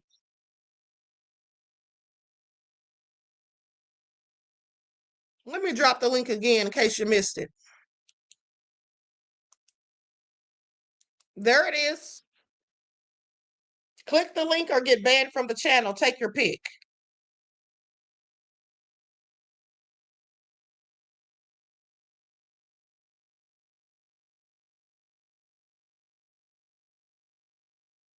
I'm waiting because I want to hear this. And I'm so serious. See, this is the thing, folks. They're not going to click the link. But here's the thing. You see, hold on. This is what I was looking for. Okay, see, here's the thing, beloveds. Racist people, they get upset when you call out their racism. They try to flip the script and use reverse psychology. That doesn't work with me. Okay, I'm much too intelligent. I know racists when I see them, and I'm going to call it out. You see, racist people want to try to shame you and blame you and flip the script to make you feel bad so that you don't call them out for who and what they are. But I'm always going to call it out. That's what I've always done. I am not a divider. Okay, that's absolutely not what I am, honey. All right. At the end of the day, I just don't like racist ass people, and I never will. Okay, and I do separate myself from them. Please miss me with it. But hold on. I have this video, like I said. Here it is. I'm going to send this to my email. And here's the thing. Here's the thing. Let me say what racist people always say. Okay, let me say what racist people always say. My aunt Egypt says this disgusting comment queen. Yes, it is disgusting, isn't it, beloved? Let me just say the same thing that racist people always say. I have white friends. Yeah, well, I really do. And at the end of the day, I'm not racist, honey. There's nothing racist about me. I just don't like racist ass people, and I don't have to. Okay, I don't have to. All right. And like I said, you can get mad and you can get mad and sad and all that or whatever and talk trash, but you won't click that link. So I'm gonna be banning you from the chat. But hold on. Listen, I want you all to pay attention to this. How many of you are fans of Jackson Dart? Once in the chat, the quarterback, Jackson Dart. How many of you are fans of his? How many of you are fans of his? Because supposedly he's a Trumpster. Okay. With that all being said, and see, hold on, let me just say something before I pull up this video. Here's the thing. Here's the thing. See, this is what I'm talking about when I say that some of our people will walk right back onto the plantation. You see, because some of our people won't stand up to wanton supremacy. Some of our people will not talk loud and proud, okay, in the face of wanton supremacy. But I will. I always have and I always will. They don't scare me. Okay? They don't scare me. I don't fear anything, not even death. Okay, and that's a fact. So with that all being said, I'm always going to call them out. And I don't give a damn who gets mad. What are you going to do about it is the question. What are you going to do about it? Now, let's go to this clip of Secret Service Sam. Please pay attention. And I'm sure that many of you know Sam because I've had him on my channel. Okay, this is the guy who was with me in New York when we were at the Diddy trial when the homeless guy attacked us. Okay, please pay attention. Seen Jackson Dart, the Giants QB, spoke at a Trump rally, which is highly concerning. Abdul Carter, his own teammate, called him out. He said, "Is this AI? What's going on?" And here's a message to the Black community. Stop inviting us to the cookout. And for all the white people who don't know what that means to be invited to the cookout, that's what the Black community says when you're at a wedding and you dance well. When you're at a wedding and you do something that is mildly cool, Black people are so gracious to say he gets invited to the cookout. But you have to stop inviting everybody to the cookout because not everybody deserves that good potato salad. Not everybody deserves that those good chicken wings. Not everybody deserves that that just the goods, all the goods, the good shrimp, the fried shrimp, just everything that is delicious about a cookout, the company, the music, the culture, the vibes, everything. Stop inviting white people. Don't go to a wedding and you see an old white man and he's dancing half good. He's invited to the cookout. You see a white guy who can kind of rap. He's invited to the cookout. Stop doing it because this is what happens. You get Post Malones, you get Jelly Rolls, you get Kid Rocks who use the Black culture, get into the cookout, and then they put raisins in your potato salad. You get it? You see what I'm saying here? Jackson Dart, just another example. He does a little touchdown. Dave's like, oh snap, he's invited to the cookout. No, he's not. No, he's not. Unless they kneel for Cap or actually love Black people, love Black culture, do not invite them to the cookout.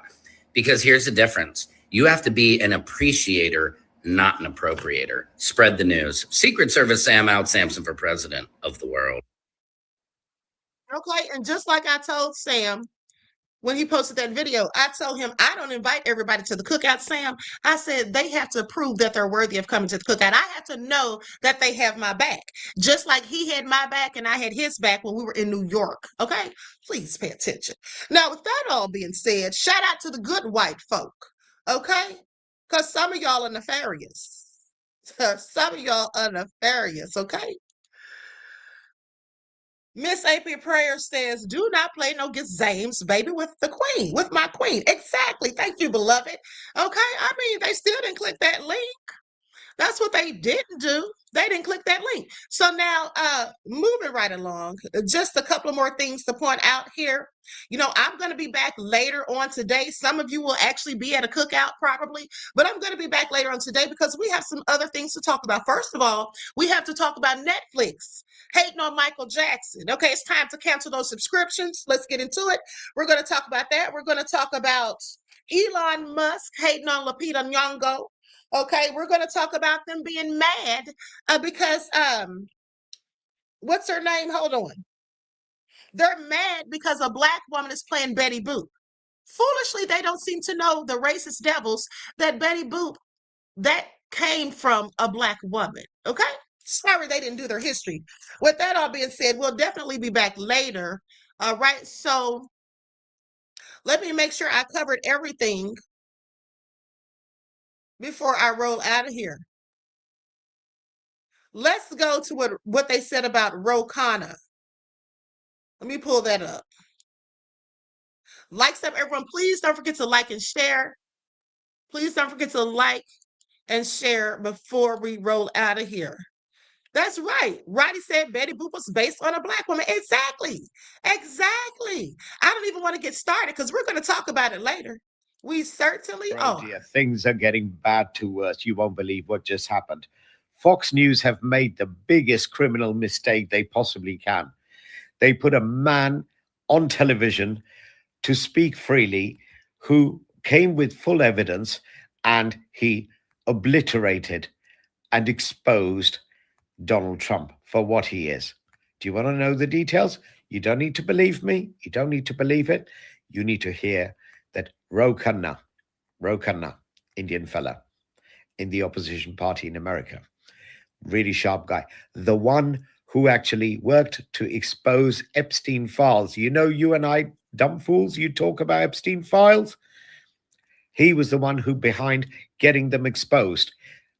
And now he went on Fox News, which is supposed to be the lapdog of Trump, and they allowed him to sit. And Trump is gone fucking ballistic. He got fucking ballistic on why the fuck did you allow Ro Khanna on this television? Why the fuck did you let that Indian bastard get on the television? And the Ro Khanna went in with full evidence. He's a lovely guy. He went in with full fucking evidence on everything he said on the impact of war. And you want to see it? Because I know you don't believe me. Half of you fuckers keep writing to me, oh, where's your proof? Where's your proof? I'm going to show you the proof because I know you're a bit drunk at the moment. Yeah? See it. Okay, so now with that all being said, I didn't know that Ro Khanna even went on Fox. I'm going to go to that clip. I do believe this is it. Yeah, this has to be it because this is from, let me see. This is from how many hours ago? From 4 hours ago. I believe this is what he's talking about. Let me just double check. This is probably it. Okay, so let's go to that clip. I happen to like Ro Khanna.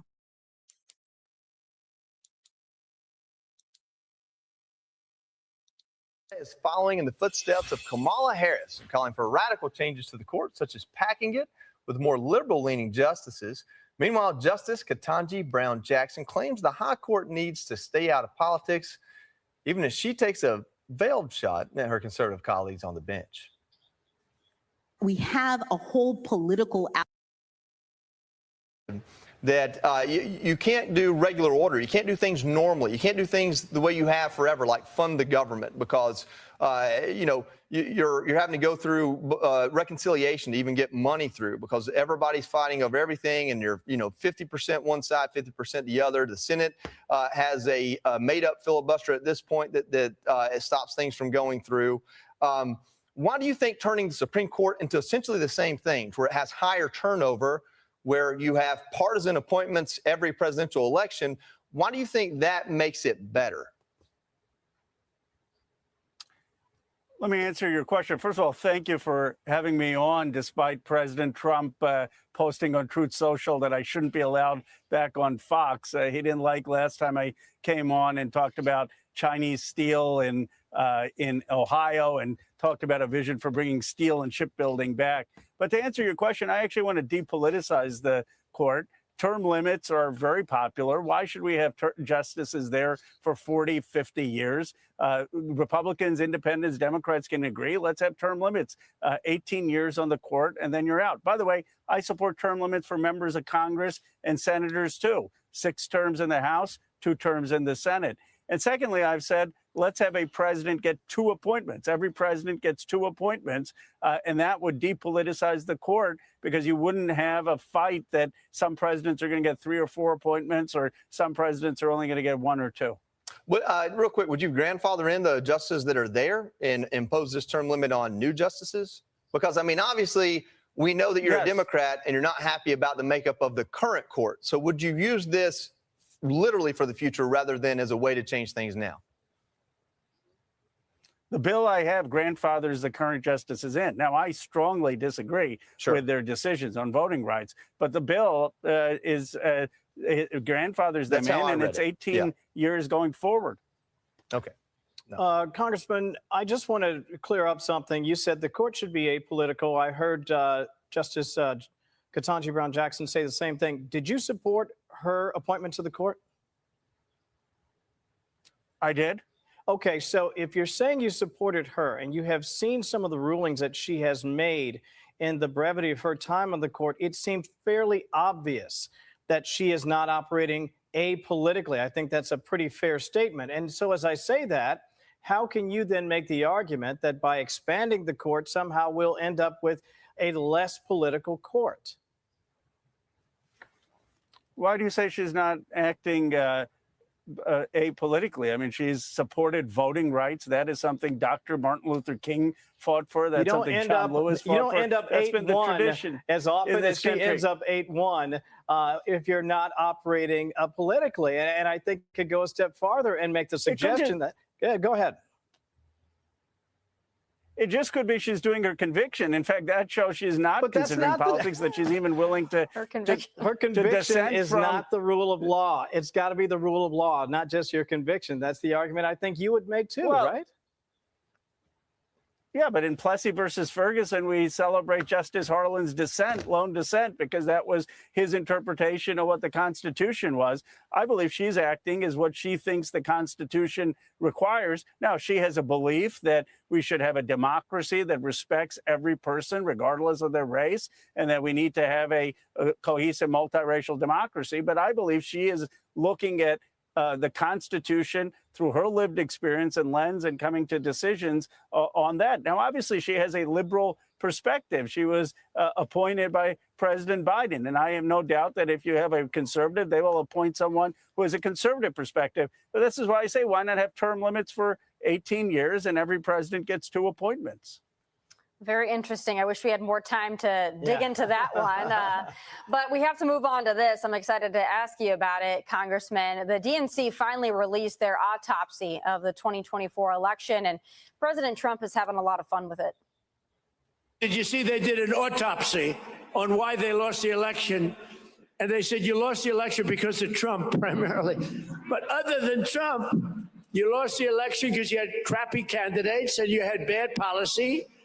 And they didn't know how to speak properly, and they weren't smart people, and various other reasons. I could have given them the autopsy without any charge at all. That's the sound of an American oil company hard at work. Want to be a part of it? Listen up. Hello, my name is Well, now calls are growing for a DNC Chairman Ken Martin to step aside as your colleagues express a lot of frustration with that report. The DNC has got to do a lot better if they're going to meet this moment in history. My advice to the party leaders is that be less concerned about the party and far more concerned about the American people. This was an incredibly shoddy and incomplete report. I can understand why Ken Martin did not want to release it originally, but of course, that became an issue in itself. He should have ripped off the Band-Aid earlier. Congressman, I know you've had your own criticisms of the autopsy, probably for different reasons than I would, but they put this thing out because it leaked, and then they had to own it. It obviously wasn't ready for prime time. It looked like a Timu ChatGPT wrote it, to be very kind. Why do you think Democrats lost so badly in 2024? And do you think that your party has changed at all since then? We lost because we were supporting foreign wars. We lost because we weren't willing to call out the corruption in the government. We lost because we weren't willing to say that the working class was shafted. Now, here's the irony. President Trump ran on all of this, but he's gotten us into a war in Iran. He's given a blank check to Netanyahu. I'd rather us be focused on Team America. He's out there begging for Chinese investment to come into America to set up Chinese factories. What's that all about? And the prices are up. Price of food is up. Price of gas is up. I call for a new economic patriotism that's actually going to build industry here, that's going to make sure that we take on the corrupt Epstein elite. And that type of vision, I think, can win. So I actually agree with President Trump that we didn't campaign on the bread and butter issues of in 2024, but he's betraying a lot of what he talked about. Congressman, when you say, of course, I know that your criticism is the omission of Gaza and Israel and all that. Your party's got a real problem in a lot of cases. I'm not saying you in particular, but many in your base have a problem. Congressman Khanna, you said that Israel is an apartheid state. You said they've committed genocide. That's your position. That is the mainstream position of your party at this point. It is, and not only that, but also the candidates that are winning by and large are, or at least that are your candidates going into this midterm, are far left socialists. We have Mamdani here in New York City. So you're talking about the working class, and I know the platform that you just gave to us there, but your candidates would say otherwise. It seems very extreme. Seems anti-American in a lot of regards.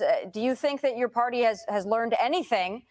I don't think that the Democrat Party is giving us what you just tried to sell us. Let me give you both answers on Israel and on the economy. First of all, I'm for Team America. Why are we giving $3 billion of our taxpayer money to Netanyahu and Israel when they've got a $45 billion defense budget? You know, I'd rather put that in steel in America. I'd rather put that in a check to folks who have a higher gas bill. And there are a lot of Republicans under 50 who are tired of us giving that kind of money to Israel in a blank check and who didn't agree with what Netanyahu did in Gaza. So I believe actually that my position can get a lot of Republicans under 50, many of your viewers under 50, many of the people Thomas Massie won in his election. On the economy, I call myself a progressive capitalist. My district is $18 trillion in Silicon Valley, more wealth being generated than anywhere ever in the world in history. I agree, America is a force for wealth generation, but why shouldn't that be also in places like Pennsylvania, where I grew up, in Ohio, in Michigan? My vision is that it shouldn't be an unfair and lopsided economy controlled by a few Silicon Valley billionaires. Let's invest in manufacturing. Let's invest in trade schools. Let's make sure the working class gets stock and gets a share in the profits. And I think that can be something that unifies us. I call it a new economic patriotism. Congressman Khanna, President Trump is working this holiday weekend to hammer out a peace deal with Iran. And you say Congress should have passed the War Powers Act 2 months ago to end the conflict. But do you support the negotiations with Iran right now? I do. I appreciate the president is negotiating. I've said if he negotiates, I will support him. I'm not partisan in that way. I never thought we should have gone to a war in the first place. The question is he going to get a better deal than Obama? Obama had 97% of the enriched uranium out. Let's see what the details are. And is he going to get them to commit to not building or enriching any more uranium? But I've always been for a diplomatic solution, and I'm glad that the president finally seems to be rejecting the Lindsey Graham wing of the party and sitting down and trying to get this war to end. I don't want food prices up. I don't want gas prices up. Why are Americans paying with higher prices on their ground beef and barbecue, higher gas prices for something going on in Iran? It just doesn't make sense. Let's be for prioritizing our country. Before we go, can you answer this question? Are you for full transparency on stock trading for members of Congress? And do you support legislation that would ban members like yourself from doing that? I don't trade stocks. No one in my family trades stocks. I'm for banning stock trading. And I am completely for banning it, not just for members of Congress, not just for the Senate, but also for the president and the vice president. I have co-sponsored the Trust Act to do that. Right. And I was one of the original leaders for that. And you're committed to transparency about your trading, or those that I believe run the purse strings for you and your family's trading? Well, I do not trade. My wife doesn't trade. There's an independent trust like the Trust Act requires, and I have filed the disclosures for that every day. But I am absolutely committed to it because I already comply with it, and I believe that every member should not trade stocks, just like I don't trade stocks, and it should be in a trust managed by a third party, and that same should be the case for the president, vice president, senators, and members of Congress. That's been my position since I've been in Congress. That's right. Okay, please miss him with it. Okay, he's going to say, would you be transparent or whatever? He already said he doesn't trade stocks. There's a whole lot of insider trading going on and nobody's being arrested. Okay, please pay attention. Now, Mally C just gifted 5 memberships to the channel. Thank you, beloved. I appreciate you. Peace, love, and blessings. So if you have received one of the memberships, you should be extremely grateful. It is always so nice and generous when someone doesn't just think of themselves and they purchase memberships for other people. So be sure to shout out Mally C. Thank you again, beloved. Okay, and yes, Greta says the likes aren't matching. Okay, the math ain't mathing. All right, can we please get the likes up? Y'all don't try to do the queen low down and dirty. Okay, don't try to do the queen low down and dirty. Y'all know I work hard to bring you all these receipts. Let me cut that down. Yeah, oh yeah, y'all got to do better than this, honey. I'm about to go out of here. I'm about to get out of here, but y'all need to get these likes up real quick, please, if you could be so kind as to. Okay, let's get the likes up. Let's get the likes up. I have one more video clip to show you all, and I almost forgot about this, but it is so nefarious. Queen, when will you be back on your more, hold on. Oh, more than meets the third eye on the spiritual channel? Yikes. I don't know, beloved. If y'all get these likes up to 400 real quick, maybe I'll be back on there this week. Okay, but y'all got to get the likes up, honey. Y'all be asking for too much and don't want to do enough. Okay, that's what y'all do. Michelle said, thank you. Another great show. Thank you, beloved. I appreciate you. Okay. Claudette said, D Major, stop being messy. What did he say? Let me go find that comment. Because do I need to check him again? Hold on. D Major, what are you in here doing?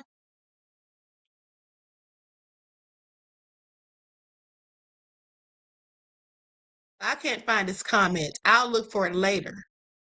But anyway, don't make me have to come and clap back on you when I come back for the next live, no less. Okay? So anyway, with that all being said, let's go to this last clip, okay? Y'all are doing a little better on the likes. Maybe by the time this clip ends, we'll be up to 400. Okay, so let's get into it. Here we go. Now, this is a story about a Black couple who was pulled over by the nefarious police, and the police had their car towed and left them on the side of a dark road. Let's get into it. Officer tows disabled Army veteran and her husband's car over false no insurance alert. Leaves them stranded on dark highway. Walked in 2 years. And I'm definitely not going to be able to push him down 196 all out here in the woods where it's not lit. Officer Todd Parmentier's citation states it's because his database showed they did not have insurance for the vehicle. Deborah says she showed him their active USAA insurance policy on her phone and the car registration. She says he refused to look at either. USAA has since confirmed in writing that the coverage was active the entire time. He pulled off and left us. After issuing the citation, the officer then helped Bobby onto his wheelchair and drove away. I was like, wow, served my country well, and this is how I'm going to be treated. Georgia's Peace Officer Standards and Training Council, known as POST, is now weighing in. Executive Director Chris Harvey says the agency is aware of the incident and walked in 2 years, and I'm definitely not going to be able to push him down 196. The agency is aware of the incident and has spoken directly with Hinesville Police Chief Tracy Howard. Howard says the department conducted an internal investigation, counseled the officer, dismissed the citations, refunded the towing fee, and apologized to the couple. In a written statement, Harvey said, quote, ethical conduct includes exercising due regard for the well-being of those interacting with officers and compassionate handling of unusual circumstances. He calls it an isolated case of short-sightedness by the officer involved. Once the bell is rung, you can't unring it. That's right. The only thing you can do is train it. So hopefully they will train. The agency is aware of the incident. Hey, I'm glad that they at least refunded the charges for the tow fee and all of that, because how low down was that? Now, mind you, he likely knew that their insurance was valid. He didn't even want to look at the information in her phone or the paper that she had in her hand. Okay, isn't that so stupid? That's how you know he was trying to be low down, honey. Some people are just low down and nefarious. At the end of the day, sad to say, but true. Okay, so with that all being said, I'm about to conclude this broadcast. I want to thank you all for tuning in. Please like and share before you exit. Don't forget to subscribe to the channel and click the notification bell so that you're notified each time the Queen Goddess goes live. And also, listen, double check to make sure you're still subscribed, especially if you have not been receiving your notifications. Okay, so with that all being said, each one teach one. That's how we grow and thrive. Do something productive, constructive, but never destructive. And always remember, beloveds, to keep the Most High first in your lives. And I hope you all enjoy this Memorial Day. Until next time, peace.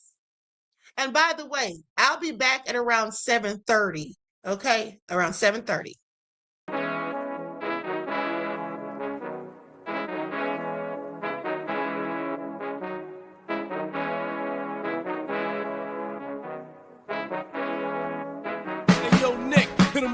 Gold all in my skin, God all in my blood, kings all in my circle. You touch one of mine and you're done. They show no love for the queen. Why you hating on me? Is it cause I'm free and I got Malcolm X in my jeans? I got dreams like King Luther, shed blood like Kunsa. You ain't helping my people, I ain't got nothing to say to ya. I want all the smoke like hookah. Talking reparations, America won't be great until they give us compensation. I'm like, I'm the hottest right now. See a bunch of lames out here trying to jock on my style. They be doing too much. I'm the queen, it's too easy. It's like they all at Popeyes, how they be talking so greasy. I just sit back and laugh while these haters get madder. So nefarious how they don't want my pockets with cheddar. I tell them they can do better. These snakes in the grass can leave a bite on your ass, cause y'all be trusting too fast. I got my foot on the gas, other one on they necks. Dropping receipts on haters, you better show some respect. I'm never facing regrets, we only facing the threats. Running through every challenge like a relay, break no sweat. It's a cold game, so I got that blanket with me. Now that my people awaken, ain't no going to sleep. I do not play by my piece, this time I'm playing for keeps. You talking slick, but when I see you like them ends, we gon' meet. And I got gold all in my skin, God all in my blood, kings all in my circle. You touch one of mine and you done. They show no love for the queen. Why they hating on me? Is it cause I'm free and I got Malcolm X in my jeans and I got gold all in my skin, God all in my blood, kings all in my circle. You touch one of mine and you done. They show no love for the queen. Why they hating on me? Is it cause I'm free and I got Malcolm X in my jeans and I got